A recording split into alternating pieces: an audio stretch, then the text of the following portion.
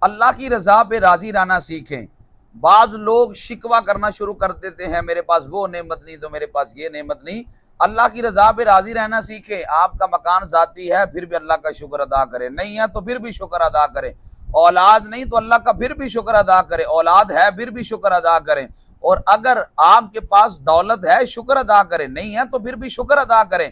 یعنی اس کا مطلب یہ نہیں کہ آپ رزق حلال کمانے کے لیے کوشش نہ کریں، ذاتی مکان بنانے کے لیے کوشش نہ کریں، کوششیں جاری رکھیں، لیکن اللہ کی رضا پہ راضی رہیں۔ یا اللہ میں تیرے فیصلوں پہ راضی ہوں، تو نے میرے لیے جو فیصلے کیے، مالک میں شکوہ نہیں کرتا، میں شکایت نہیں کرتا، مالک میں تیرے فیصلوں پہ راضی ہوں۔ تو اللہ کے فیصلوں پہ جو راضی رہنا سیکھ جاتا ہے، میرے رب کا وعدہ ہے لَإِن شَكَرْتُمْ لَأَزِيدَنَّكُمْ، اگر شکر کرو گے میں نعمتوں میں اضافہ کر دوں گا، وَلَئِن كَفَرْتُمْ إِنَّ عَذَابِي لَشَدِيدٌ، اگر ناشکری کرو گے تو میرا عذاب بڑا سخت ہے۔ اللہ کا شکر ادا کرے۔ بعض لوگ سمجھتے ہیں شاید میں غریب ہوں اور کسی امیر کو دیکھ کے ان کی رال ٹپک دی ہے، شاید میں بھی امیر ہوتا، میں بھی کسی اچھے گھرانے میں ہوتا، میں بھی کسی بڑی گاڑی میں بیٹھا ہوتا، میں بھی کسی بنگلے میں ہوتا۔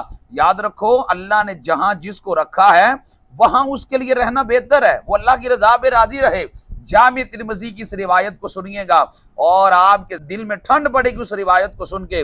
میرے آقا صلی اللہ علیہ وسلم کا یہ فرمان عالی شان جناب ابو ہریرہ رضی اللہ تعالیٰ عنہ سے روایت ہے، نبی علیہ السلام فرماتے ہیں یدخل الفقراء الجنہ قبل الاغنیاء ب500 عام نصف یوم، نبی علیہ السلام فرماتے ہیں اللہ میری امت کے غریبوں کو امیروں سے 500 سال پہلے جنت عطا فرمائے گا۔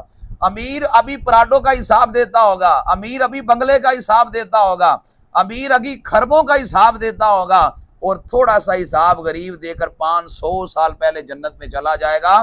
دنیاوی زندگی میں تو مشکلات ہیں ہی ہیں، لیکن اخروی زندگی میں انسان کو عروج اور کمال اور درجہ بھی رب کے ہاں اتنا بڑا ملے گا۔ تو نتیجہ یہی نکلتا ہے کہ اللہ کی رضا پہ راضی رہیں، پھر دیکھیں اللہ کی رحمت آپ کی طرف کیسے متوجہ ہوتی۔